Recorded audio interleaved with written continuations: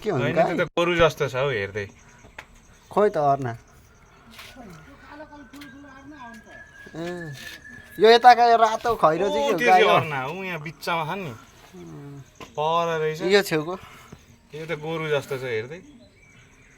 त्यहाँ के छ एउटा चरा होइन चरा त्यो त चरा हो हो यहाँ नि चरो छ नि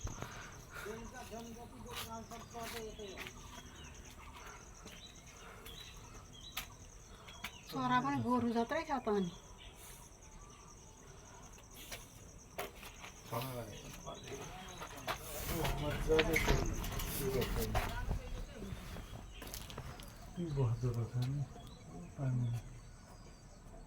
अर्ना चाहिँ देखिएन अब आज कर्नाहरू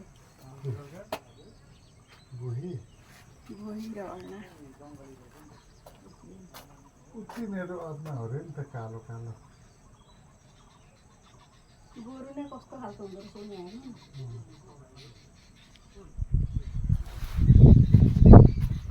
पानी सानी आयो भने यतिकै भिज्यो होइन मस्ती छ नि